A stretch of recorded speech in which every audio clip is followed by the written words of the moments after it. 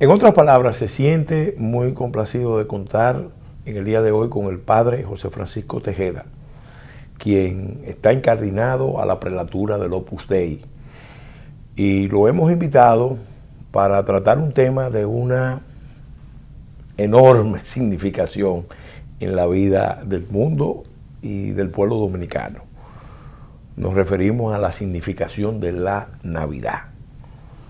La Navidad es una fecha en la que conmemoramos un acontecimiento que está en la historia humana como un acontecimiento trascendental. Por eso, cuando se habla del mundo desde la perspectiva de los pueblos de la civilización judeo-cristiana y su proyección en casi todo el mundo, se habla de antes de Cristo, después de Cristo. Es decir, que el nacimiento de Cristo dividió la historia humana, un acontecimiento cuyas consecuencias, cuyas proyecciones todavía se están sintiendo y se sentirán para los creyentes hasta el final de los siglos.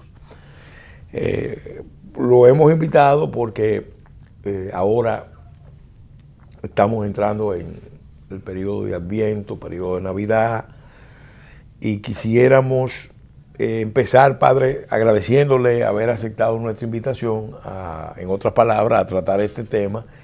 Y debemos empezar por una pregunta general. ¿Cuál es la significación de la Navidad? Muy buenos días, Pelegrín, y todo el público que nos escucha. Soy yo quien tiene que agradecer la invitación, porque para mí es un privilegio poder hablar de Jesucristo. La Navidad nos remite necesariamente a Jesucristo. Y como decías, pues marca un antes y un después en la historia de la humanidad. Cuando me hiciste la invitación, aunque parezca que nos desviamos del tema, lo primero que me pasó por la cabeza fue una anécdota hace muchos años, al comienzo de mi sacerdocio. Estaba en un pueblo, en las afueras de la ciudad. La mayoría de la gente entonces era analfabeta. Yo acababa, como digo, pues recibir la ordenación sacerdotal y había presentado los exámenes para recibir ese sacramento. Estaba preparando los estudios para el doctorado de Derecho Canónico. Digamos, manejaban la teología, o por lo menos al nivel que se espera. Y en aquel sitio, sin decirlo peyorativamente, sin que tenga ninguna significación peyorativa, me tocó bautizar a un niño de pocos días. Y al terminar de bautizarlo, procurando pues seguir todos los ritos recién ordenados y que no se me escape nada, en fin, como muy apegado al ritual.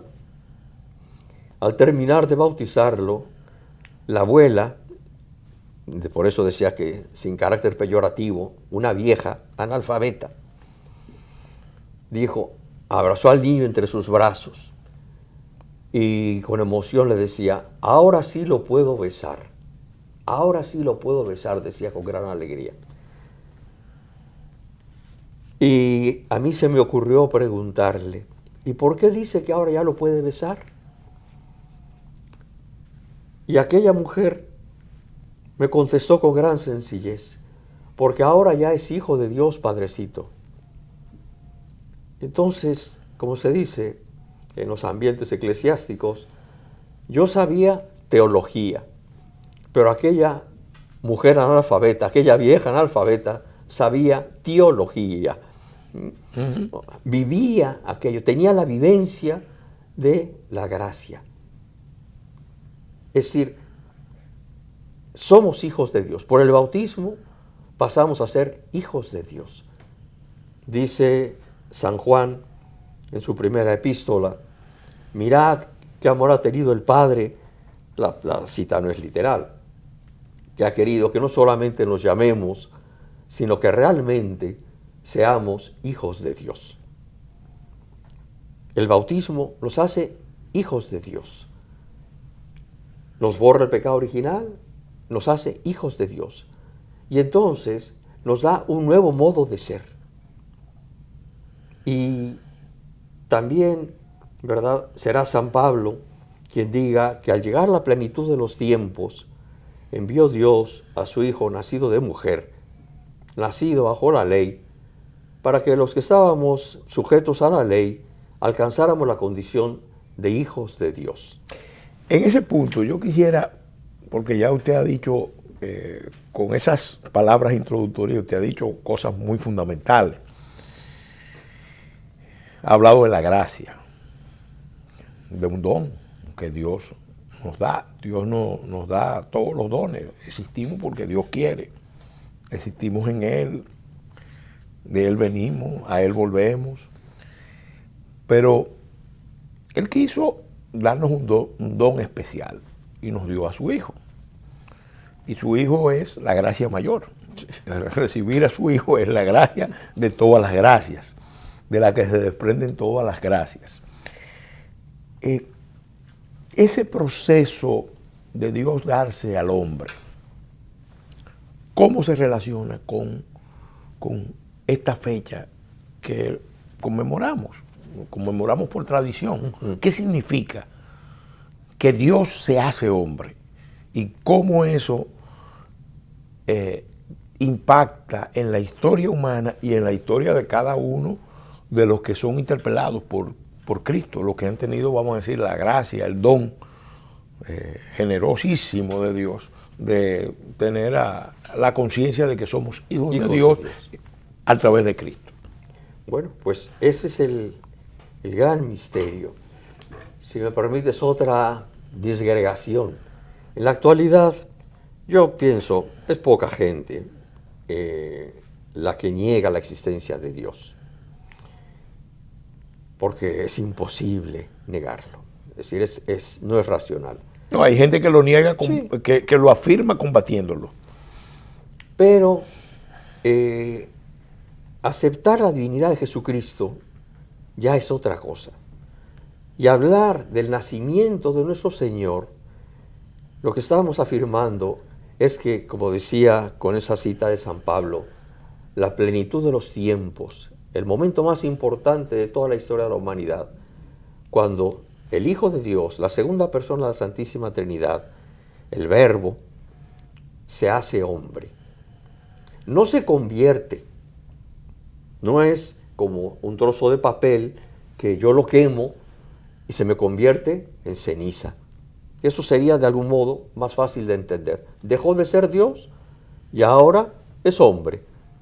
Pero no, lo que afirmamos, y ese es el gran misterio, que el Hijo de Dios, la segunda persona de la Santísima Trinidad, el mismo Dios, en un momento de la historia, bien concreto, digamos hace 2000 años, Irrumpe en la historia humana. Sí.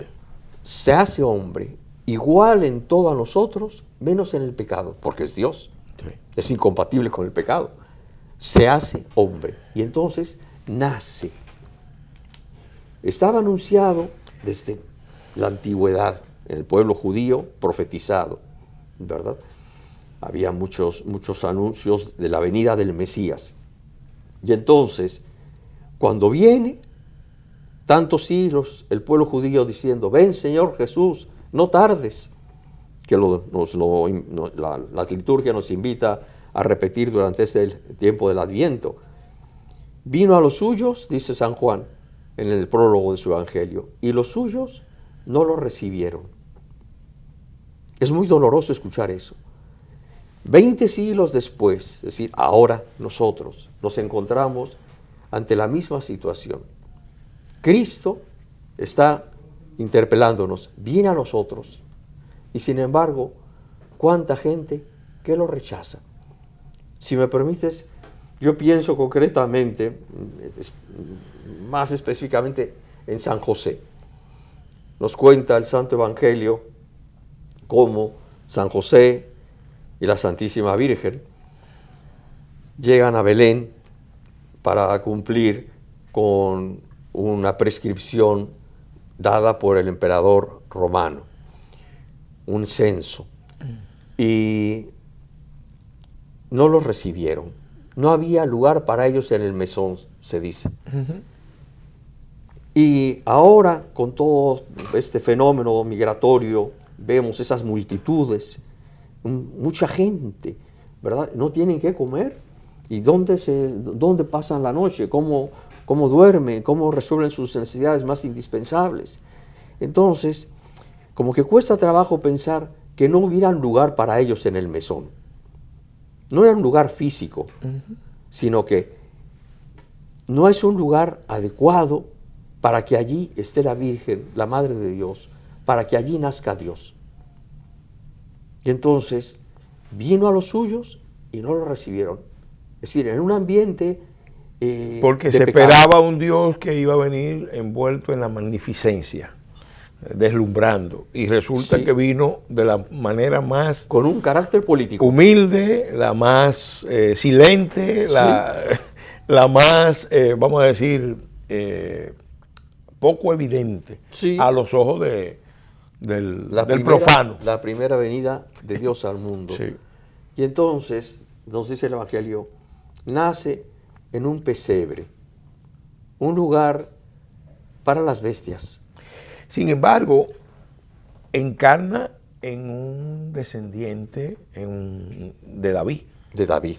O sea, estamos hablando de que Dios se manifiesta ahí en esa humildad, en esa precariedad, en esa exclusión, pero al mismo tiempo se trata de un linaje, del pueblo de Israel. Sí, Sí, como lo dice Sí. la genealogía Sí. que menciona San Mateo al comienzo de su Evangelio. Pero decía, nace en un lugar para las bestias. Y San José María, el fundador del Opus Dei, decía, pero las bestias no ofenden a Dios, no cometen pecados. Entonces, no hubo lugar para él en el mesón, porque ahí hay un ambiente de pecado. Pero nace entre los animales. ¿Y quiénes fueron los únicos que asistieron, que presenciaron ese gran misterio del Dios que se hace hombre, que nace? los pastores, No, Santa María, y San José, Los ángeles, los ángeles. avisan a los pastores, Ok. y llegan después los pastores. Sí. Y más adelante, a través de una estrella, Dios le avisa a los magos, se manifiesta a los que no pertenecían al pueblo judío, para que vean también que ha llegado el Mesías, el Redentor del género humano. Porque nosotros decimos en el credo que por nosotros los hombres y por nuestra salvación se hizo hombre. Ahí viene un punto que yo quisiera que recalcáramos, el concepto de plenitud de los tiempos. Porque, vamos a decir, Jesús irrumpe en la historia humana, la escinde, antes de Cristo, después de Cristo.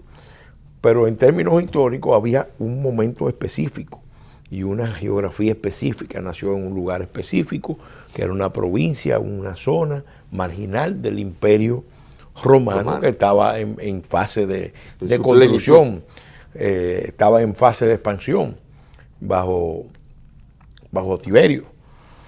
Pero también una cosa en particular, la paz romana. Bueno, estaba en el proceso de construir la paz romana. Entonces, ese concepto de plenitud de los tiempos, ¿por qué precisamente?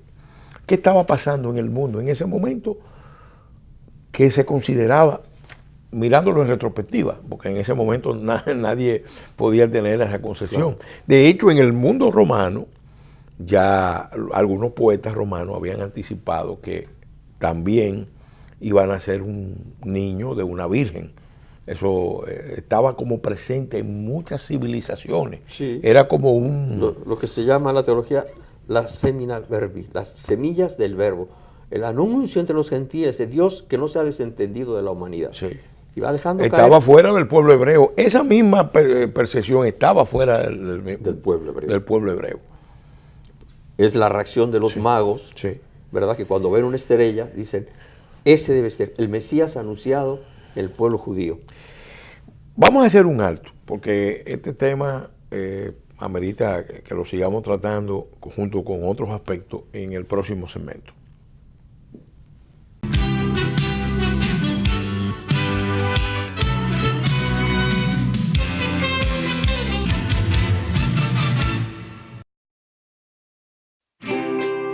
Querida Pao del futuro, cuando leas esta carta, espero que seas la mejor futbolista del universo.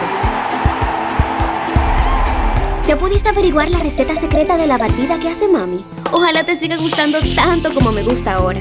Toby debe de estar grande y fuerte. Siempre seremos compañeros de aventuras. Espero que nunca pares de jugar y aprender. Que nunca pares de crecer. Atentamente, Pao.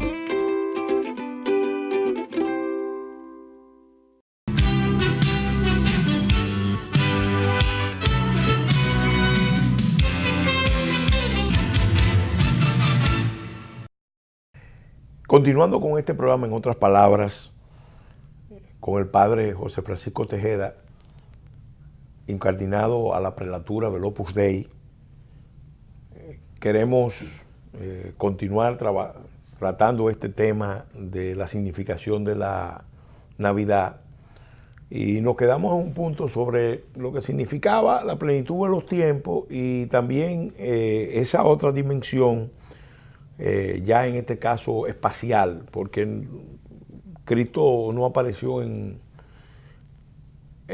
cualquier pueblo, sino que apareció específicamente en un pueblo que en el mundo se ha caracterizado por tener una idea de Dios, como dice Erich Fromm en su obra El arte de amar, la visión monoteísta del Dios abstracto, del Dios de toda la humanidad, de todo el universo, de todo y cada uno de los hombres, aparece específicamente en el pueblo de Israel.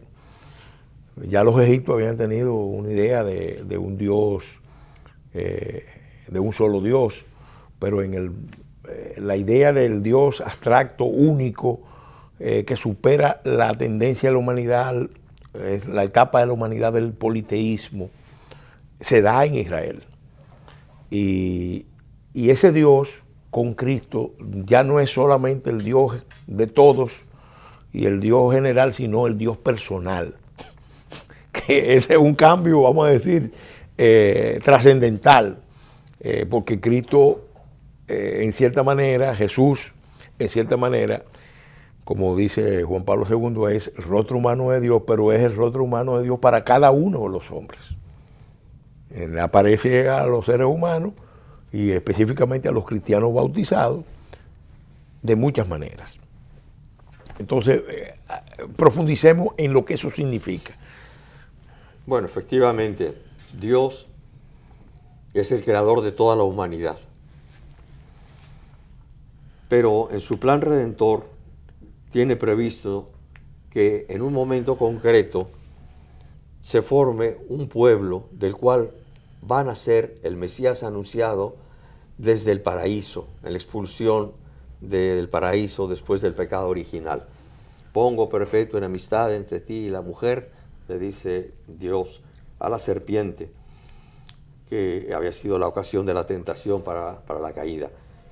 Y entonces, en un determinado momento, Dios llama a Abraham, que era un hombre pagano, y le dice que de él le hace esa profecía, de él nacerá, él va a ser el padre de un pueblo, dice, tan numeroso, cuenta si puedes las estrellas del cielo. Imposible. Cuenta si puedes las arenas de las playas del mar. No se puede.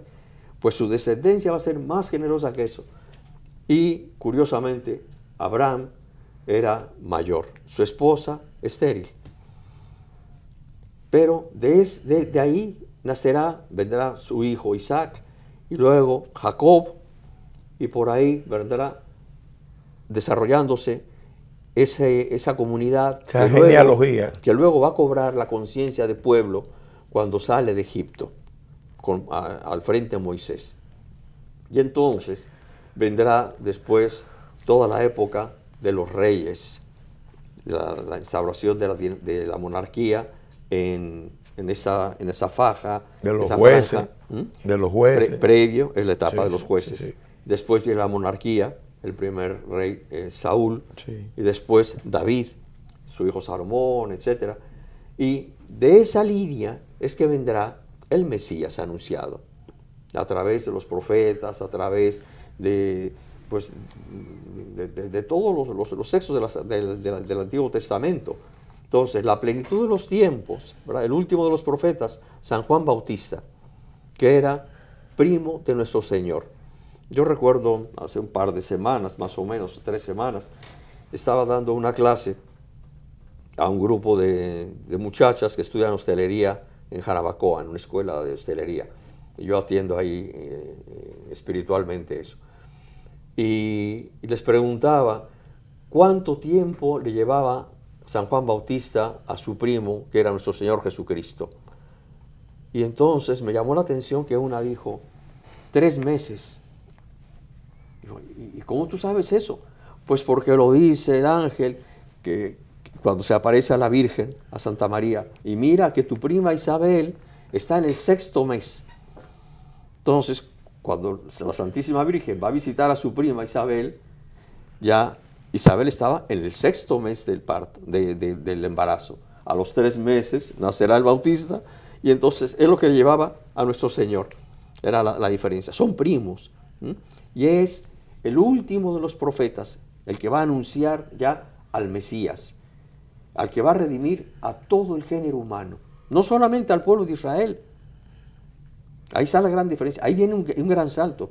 Es a toda la humanidad, a los gentiles también. Sí, porque nace en el pueblo de Israel, pero se proyecta a toda la humanidad, porque hay una ruptura entre lo que era la tradición del Antiguo Testamento y lo que Jesús vino a representar, que es ya el mensaje evangélico, la buena noticia de que Dios es para todos, no solamente para los judíos, nace en el pueblo judío. Nace en el pueblo judío. Es el pueblo judío, pero es el redentor del género humano, de toda la humanidad. Dios, ¿verdad?, no ha dejado a nadie de lado, no discrimina. Sí. Todos somos hijos de Dios. Hijos de Dios. Hijos de Dios. Después ya de un modo más específico por el bautismo, como veíamos, y me gusta recordar unas palabras que están escritas en el baptisterio de la Basílica de San Juan de Letrán. Son los versos, pero comienza diciendo: aquí nace un pueblo de noble estirpe destinado al cielo. O sea, es muy bonito pensar que cuando recibimos el sacramento del bautismo, se nos hace hijos de Dios y estamos llamados a imitar a Jesucristo, a parecernos a Él. Si desde ese nacimiento, ¿verdad?, un niño, igual que nosotros, nacemos, ese desarrollo a lo largo de toda la vida, hasta llegar a la plenitud. No podemos hablar de la Navidad sin hablar de la Madre de Dios. La Madre. Porque Dios nace, pero nace de una mujer virgen. De una mujer virgen que tenía proyectado desposarse con José, un varón virtuoso del pueblo de Israel, un judío carpintero. O sea, son con datos muy concretos. Ese don de Dios, que es el Hijo de Dios, aparece a través de una mujer, no aparece a través de un hombre o a través de aparece como propuesta de dación a una mujer. ¿Por qué es significativo, es relevante el sí de María, el fiat? ¿Qué representa como modelo de conducta para todos los hijos de Dios? Porque el don se da, pero está en nosotros aceptarlo o rechazarlo. María aceptó. Entonces, profundicemos en eso, Padre. Bueno, es muy interesante pensar, si nosotros somos racionales, usamos la razón, nos cuestionamos continuamente desde que somos pequeñitos. ¿Y esto qué es? Y esto vamos preguntando por todo. Pues el peligro a veces es cuando somos ya adultos, como que tenemos miedo a pasar por ignorantes. Y son más las cosas que desconocemos. Las verdades de la fe nos sobrepasan sobremanera. Entonces, pensar que una mujer puede ser la madre de Dios parece como absurdo. Si Dios es eterno, ¿cómo la madre, que en el orden natural es previa al hijo, cómo va a ser ella la madre de Dios? No se entiende. Sí. Pero ella entonces le dice al ángel, hágase en mí según tu palabra, no según lo que yo he entendido, no lo que a mí me parece, no lo que pienso que tú me tendrías que haber dicho, sino que dice que se haga lo que tú dices, que es el plan de Dios. No, y María es la primera que acepta, pero el que después de María acepta es San José. Porque incluso acepta como una prueba, porque es su prometida.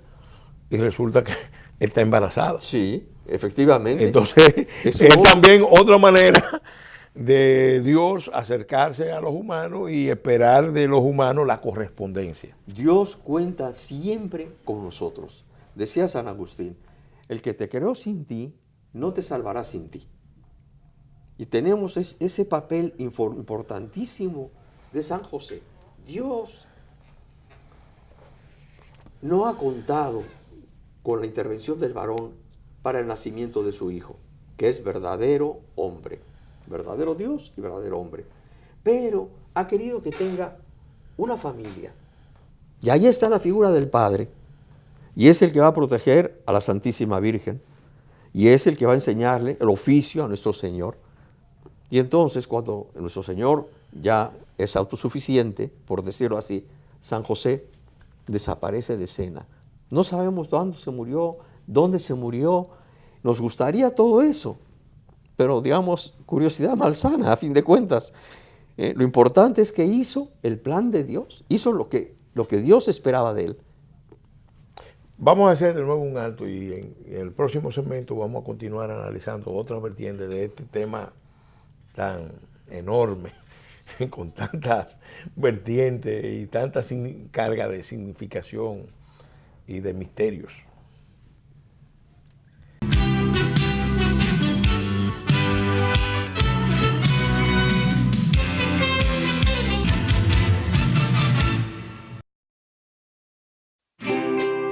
Querida Pao del futuro, cuando leas esta carta, espero que seas la mejor futbolista del universo.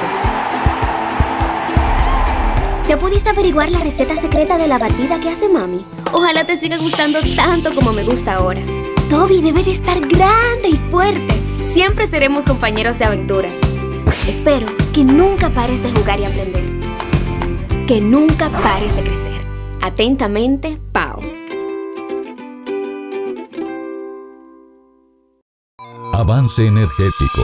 Porque el cambio empieza con una mejor energía. Como parte de los avances del sector energético está el programa de rehabilitación de redes eléctricas, que inicia su segunda fase de optimización con una inversión de $358 millones de organismos internacionales. Más de 100 circuitos serán intervenidos a nivel nacional, dentro de los cuales 47 ya se están trabajando. Con esta iniciativa contribuimos directa y positivamente en la calidad de vida de más de 120,000 hogares y más de 453,000 beneficiados, logrando así un servicio eléctrico optimizado. CDEE, iluminando en el presente para el futuro del país.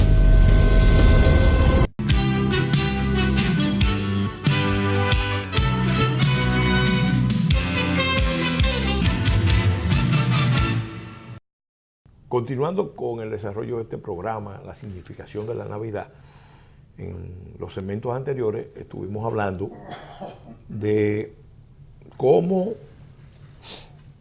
Cristo, Jesús, irrumpe en la historia humana, la escinde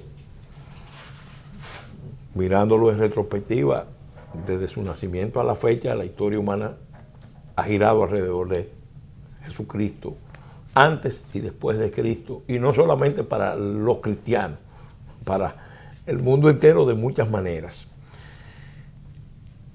Y cómo esa irrupción de un Dios que se hace hombre, pero que se hace hombre en figura de un niño, porque empieza así, un niño recién nacido en el seno de una familia concreta del pueblo judío, en un tiempo concreto, es recibido por sus padres, por María primero, luego por José, y evidentemente eso empezó a generar una gran contradicción, porque por un lado venían los magos de Oriente, los famosos Reyes Magos que conmemoramos, a rendirle culto, porque las profecías decían que esa estrella que estaba sobre Israel alumbraba, indicaba el nacimiento de un gran rey, un rey de reyes, y venían los magos de Oriente a rendirle culto. Sin embargo, esa reacción de estas figuras genera también una oposición temprana del poder, de un gobernante violento, lascivo, capaz de cometer las mayores atrocidades, porque empieza a recelar del nacimiento de ese niño rey y cómo puede afectar su poder, y reacciona. Eso en el mundo moderno se sigue reproduciendo de muchas maneras, porque el poder de estos tiempos está en contradicción creciente con los niños y con los niños no nacidos. Lo vemos en el mundo entero todos los años con un holocausto de millones de niños que no llegan a nacer porque el poder no quiere que nazcan.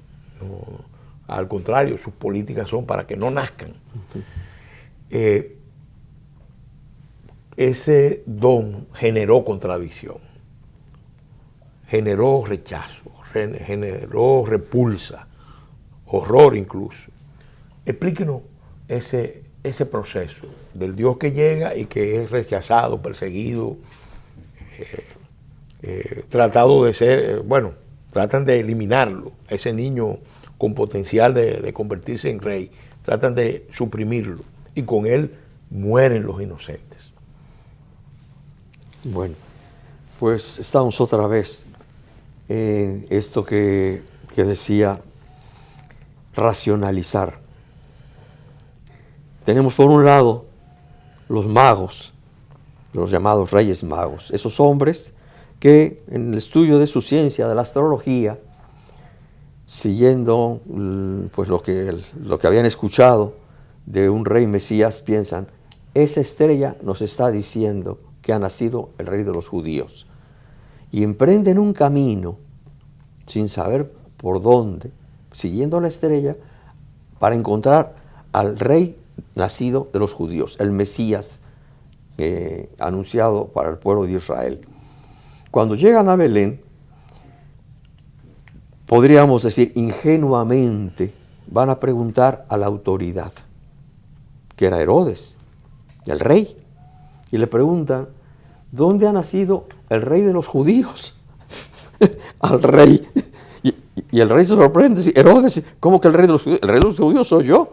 Entonces, si ha nacido un rey, vamos a ver quién es y dónde está. A ver en dónde empieza el movimiento subversivo. Astutamente, Herodes se va a informar con los que se presume que saben de eso.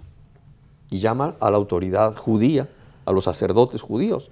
¿Qué dice la Escritura sobre el Mesías? Y entonces le dicen, y tú, Belén, tierra de Éfrata, no eres la menor entre las naciones, porque de ti nacerá el Mesías. Y entonces él con esa información les dice, vayan a Belén y cuando lo encuentren regresen a avisarme para que yo también vaya a adorarlo. No deja de ser un tanto paradójico que ni Herodes ni los sacerdotes que acaban de leer eso, que acaban de darse cuenta que se está cumpliendo la profecía, volvemos a eso, vino a los suyos y los suyos no lo recibieron. Los poderosos no lo recibieron. Los que se supone que estaban en mejores condiciones para entender el misterio, No lo recibieron. Lo rechazaron. Lo rechazaron. Y entonces, después de que los magos adoran al niño, lo adoran porque es Dios.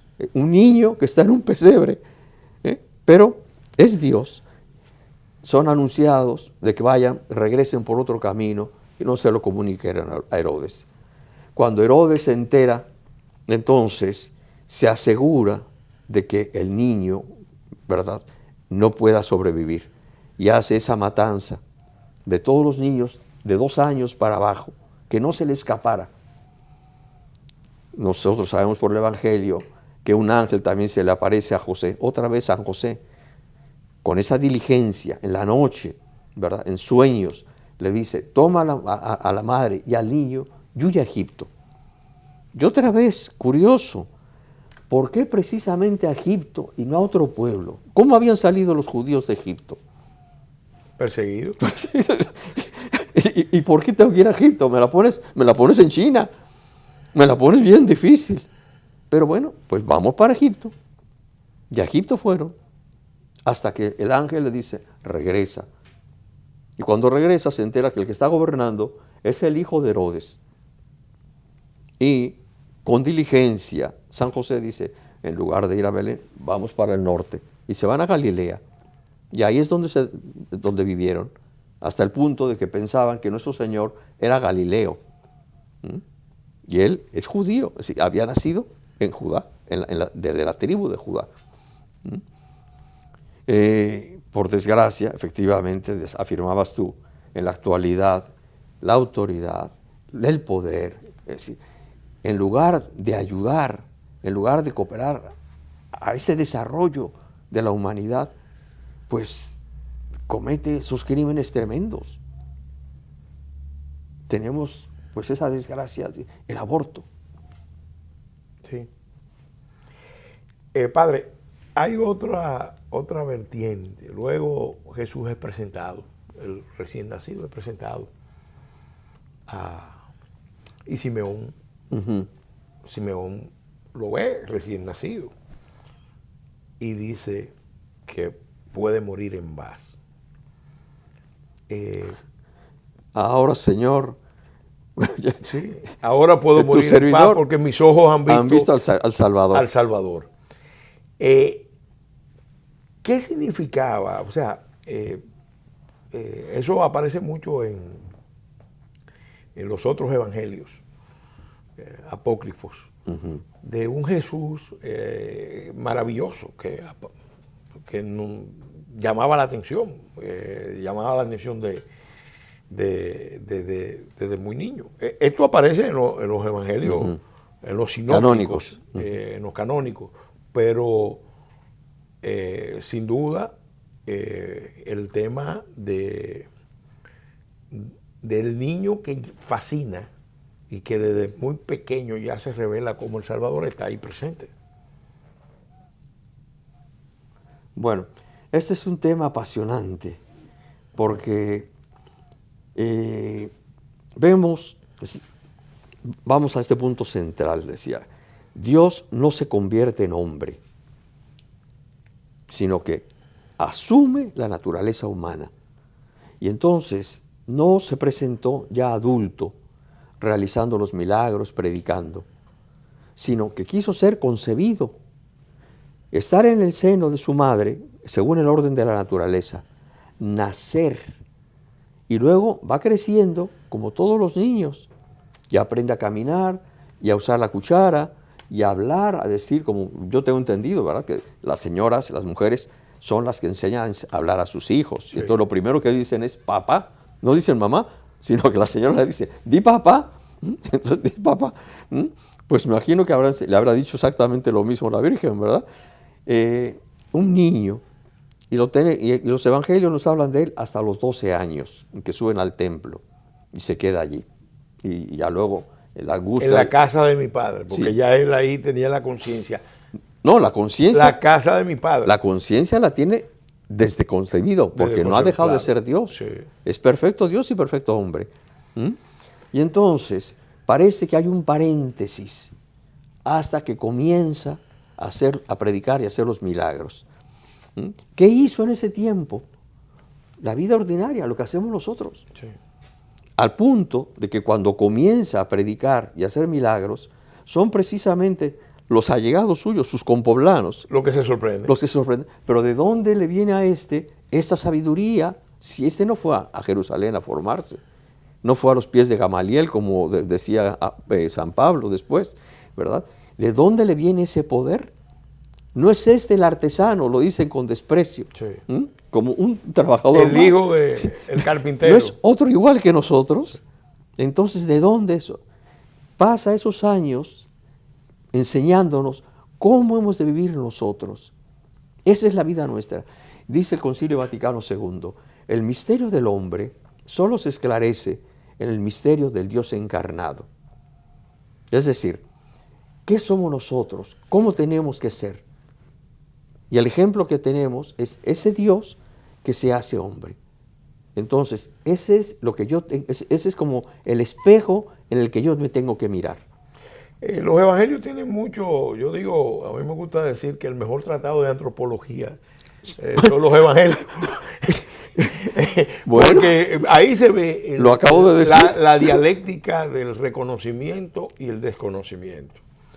El reconocimiento empieza con María, que acepta la voluntad de Dios, luego con San José, luego viene Isabel, que acepta también, porque ya es el reconocimiento de que esa criatura que está en el vientre de su prima es Dios, y eso le merece a ella un reconocimiento adicional como la madre de Dios. Luego Simeón, La profetisa los Ana. pastores, la profetisa Ana, los magos de Oriente, pero al mismo tiempo del desconocimiento, la persecución, el recelo, lo que eso representa, y el periodo de oscuridad, vamos a decir, de Normalidad. normalidad. Sí. Uno de nosotros. Y luego entonces viene de nuevo el periodo de revelación del carácter mesiánico. Ujú. Sí, del carácter mesiánico. Sí, pero la redención se va hablando Sí. desde la misma concepción. Y aprovecho esto que dices. Cuando Isabel se sorprende al ver a su prima, Isabel, que era menor, Sí, sí. era más joven, era una adolescente prácticamente, pero al verla llegar, que acaba de concebir, entonces no se le nota externamente el embarazo. Pero lo que le dice Isabel, ¿de dónde a mí que venga la madre de mi Señor a visitarme? Ella, que es mayor, Sí. por decirlo así, le está rindiendo pues esa pleitesía reconocimiento. a una que es menor.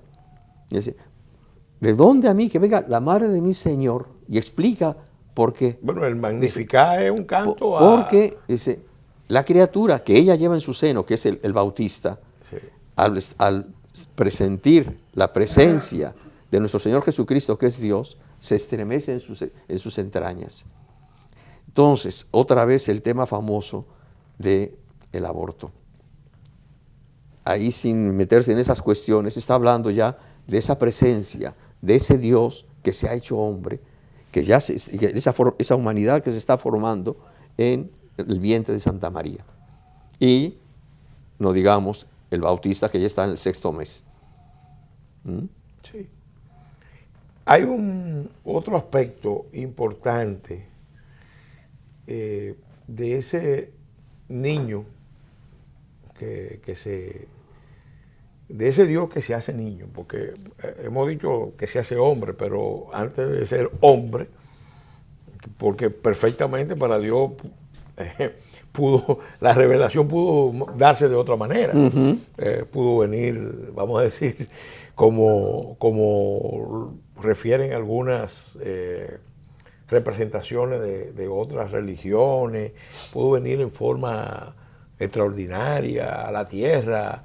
De hecho, hay algunos que cuando interpretan a Cristo incluso hasta se animan a decir que es una expresión de una civilización extraterrestre que vino a la tierra a levantar al espíritu humano. Pero lo cierto es que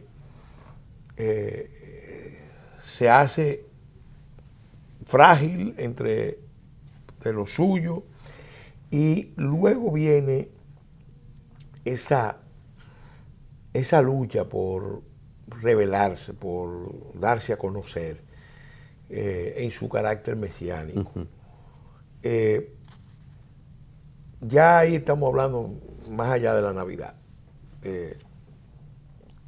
¿Cómo se va concretando ese proceso de revelación de Jesús al género humano, y específicamente primero a los judíos y luego para los judíos era una prueba muy grande, porque era algo que se estaba dando, que ellos estaban esperando, pero lo estaban esperando de otra forma. De otra forma. De otra forma. Y por eso la dificultad de aceptar a Jesús, aunque vamos a estar claros, la primera manifestación del cristianismo fue en el pueblo judío, porque San Pedro, los apóstoles, San Pablo, todos eran judíos. Todos eran judíos, claro. Los primeros cristianos eran judíos, eran de raza judía. No, y hay una interpretación de que, bueno, finalmente el cristianismo no es más que una secta o una corriente dentro del judaísmo que evolucionó con una vocación universal. Y esto es lo que realmente empieza a darle otra significación, porque ese Dios que se hace hombre después asume otra actitud de darse a los demás hasta la muerte. Sí, bueno, que es la prueba mayor de su carácter sobrenatural, porque darse hasta la muerte y muerte en cruz es, vamos a decir, la expresión suprema de la dación, de la gracia, de ese carácter de gratuidad a los demás por amor. Por amor. Sí, por amor. Vamos a hacer un alto, y entonces en el próximo y final segmento, entonces vamos a hablar de el tema del amor en Navidad. ¿Por qué la Navidad es una fecha de amor? De amor. ¿Cómo está asociado al amor que Dios tiene por los hombres, por sus hijos, donde le da el mayor de los regalos, su propio hijo?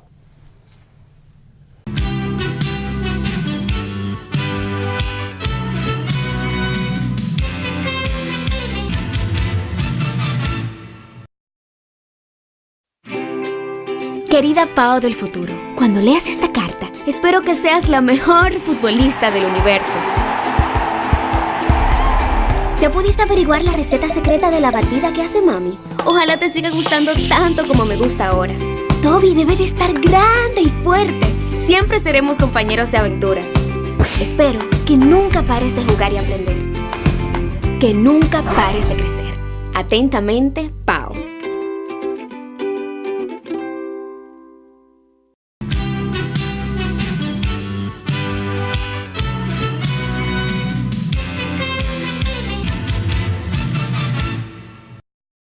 La fiesta de Navidad es la fiesta que se asocia al amor que se prodiga a los demás, y esa manifestación de amor asume formas diversas. Lo más común es regalar. En estos tiempos de una civilización consumista, incluso se estimula el regalo, no solamente como una efusión del corazón generoso, sino también para estimular el comercio y para estimular el consumismo. Pero siempre está el tema del amor y la dación. Del amor y la dación. Entendemos que dando nos sentimos realizados, que regalando nos sentimos realizados en los demás, con los demás. Jesús se dio, pero se dio de manera extraordinaria, dolorosa incluso, porque la vida no está exenta de dolor y de sacrificio y de entrega hasta el extremo. Entonces, hablemos de eso, el nacimiento y también de la otra forma de darse con la muerte. Bueno, pues otra paradoja. Dios, que es eterno, sin principio, sin fin. O sea que un eterno presente, un continuo presente. Comienza a ser, nace. Y nace para morir. El autor de la vida nace para morir. Nosotros nacemos para la vida eterna, como decía de los versos del Baptisterio de San Juan de Letrán, un pueblo destinado al cielo. Nacemos para el cielo. El Hijo de Dios se ha hecho hombre, como decimos en el credo, por nosotros y por nuestra salvación. Él se ha hecho uno de nosotros para pagar por nosotros, para redimirnos. Tanto amó Dios al mundo que le dio a su Hijo unigénito. Hay una figura en el Antiguo Testamento, ¿verdad?, que nos da una luz sobre esto, cuando Dios le pide a Abraham que le sacrifique a su hijo Isaac. El único que tenía, Sí. de donde iba a proceder esa descendencia numerosísima, Sí. y le dice, sacrifícame a tu hijo Isaac. Y Abraham, entonces, ¿verdad?, pues obedece. Es el padre de la fe. Y cuando llegan al pie del cerro, deja ahí al sirviente a que cuide las bestias, y él va subiendo con el niño, y el niño la leña, lleva la leña, Sí. ¿verdad?, que es una figura de cómo nuestro Señor Jesucristo, el Hijo del Padre, Sí. va a llevar la cruz hasta la cima. Cuando Isaac le pregunta a Abraham, ¿y la víctima? ¿Cómo se le apretaría el corazón a Abraham? Pues eso es solamente una figura, como una idea, para que nosotros veamos el amor que tiene el Padre por nosotros, que nos ha dado a su propio Hijo, y ha muerto en una muerte de cruz. Pero como es Dios, resucita. Y no solamente resucita, luego sube al cielo, pero no nos deja. Se quedó en la Sagrada Eucaristía. O sea, todavía mayor la donación. Se queda con nosotros bajo la forma del pan. Tomad y comedme, nos dicen. Como las madres que dicen, Sí. si te comería besos, pues Él se nos da bajo la forma del pan, de alimento. Es esa la donación de Cristo. Y eso es lo que tenemos que aprender nosotros, a darnos. Vuelvo a pensar en una frase que decía San José María, el fundador del Opus Dei. Darse a los demás. Es de tal eficacia que el Señor lo premia con una humildad llena de alegría.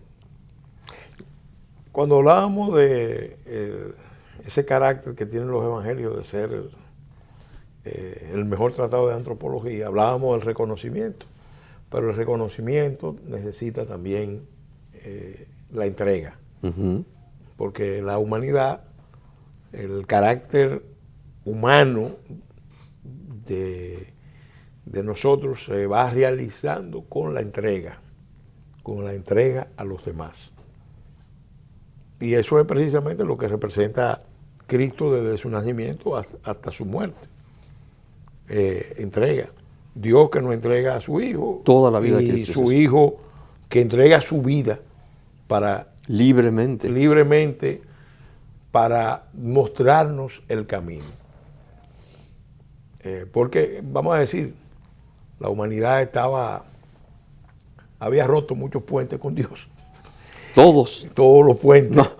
No, y había, las puertas del cielo estaban cerradas. y había que restablecer esos vínculos a través de este ejercicio de pedagogía divina, de recordar que Dios es amor, que por eso la Navidad es una fecha asociada al amor, al amor que asume muchas formas de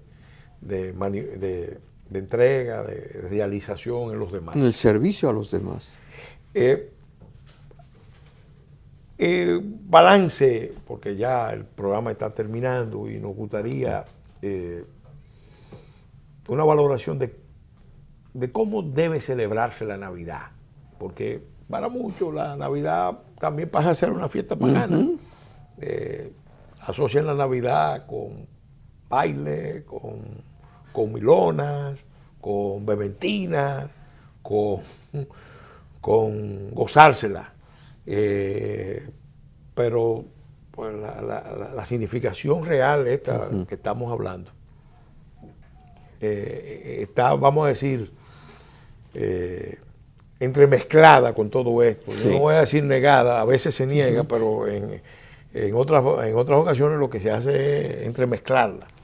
Entonces, ¿cómo debería celebrarse la Navidad? Bueno, con sentido verdaderamente cristiano. Bueno, yo pienso esto.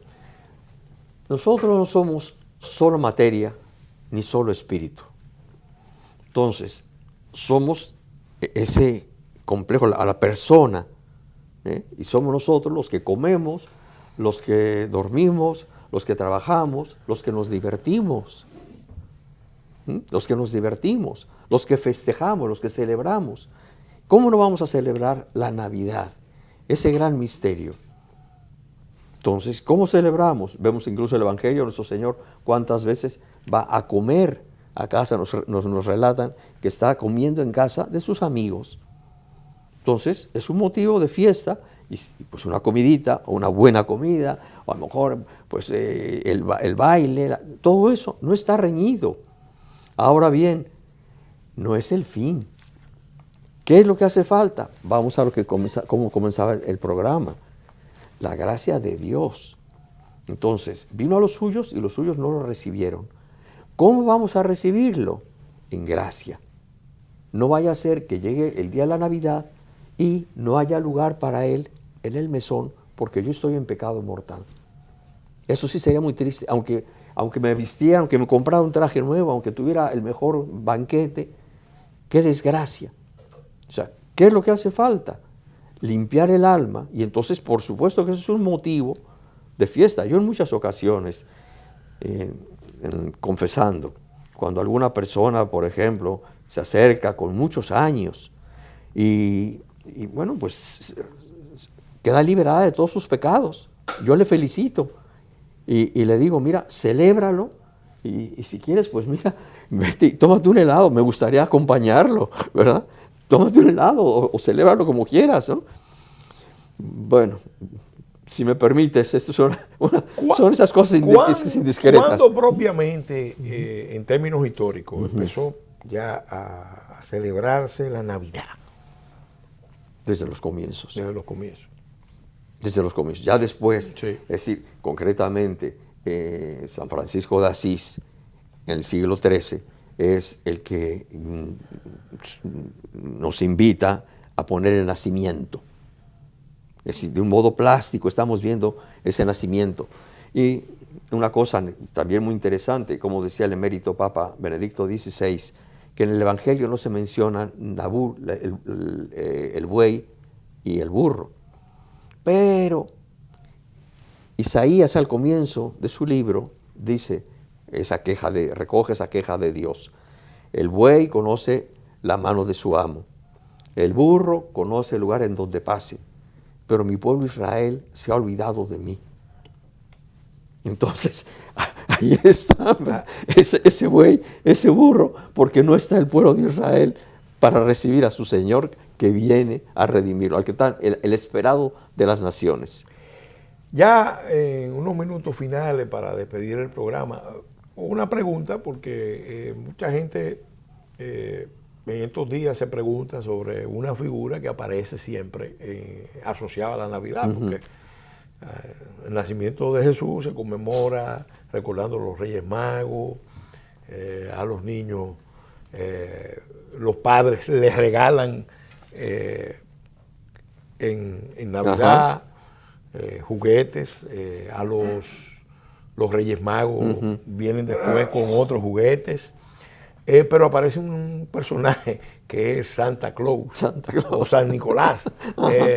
En términos históricos, ¿cuándo aparece? ¿Qué significa? Bueno, es decir, San Nicolás, nos cuenta la tradición, que era un obispo. Y entonces ayuda a resolver una situación económica difícil de unas adolescentes. Entonces está esa donación, ese regalo, ese resolverle una necesidad. Entonces eso después va evolucionando en el mundo del comercio, pues aparece la figura de Santa Claus, ¿verdad? Sí, se van cambiando los nombres. Sí. Santa Claus regala y trae fiestas, etcétera, etcétera. Vamos a decirlo así. Escriturísticamente no tiene ninguna base. No tiene ningún fundamento. Sí. Ahora, ¿hay algún inconveniente en que regale algo? No, hombre, yo creo que no. No, lo importante es la intención con lo que se regala. Claro, porque ahora, sin desvirtuar el misterio. Lo que eso nos recuerda, y repito, qué mejor forma de celebrar la Navidad, de prepararnos para ese día, que limpiando el alma. Una buena confesión. Bueno. Gracias, Padre José Francisco, incardinado de la prelatura del Opus Dei, por haber aceptado nuestra invitación a hablar sobre la significación de la Navidad. Creo que se ha explicado espléndidamente la significación de esta fecha para los cristianos y para los hombres y mujeres de buena voluntad, porque ese otro espíritu de la Navidad, paz en la tierra a los hombres y mujeres de buena voluntad, que es muy importante, sobre todo en un mundo tan cargado de tensiones, contradicciones, conflictos. El espíritu de paz está también asociado a la Navidad. Nos queda agradecerle además a ustedes, amigos y amigas televidentes, haber aceptado este programa, haber atendido este programa, su atención de todas las semanas, y a nuestros patrocinadores de Leche Milex, que hacen posible que, en otras palabras, llegue en los horarios de domingo de 1 a 2 de la tarde, de 10 a 11 de la noche, y martes y jueves de 7 a 8 de la noche. Igualmente, este programa lo pueden, con todos los programas en otras palabras, ver en el canal YouTube En Otras Palabras TV. Gracias de nuevo por su atención a todos y hasta la semana entrante, en que estaremos de nuevo en una nueva entrega de En Otras Palabras.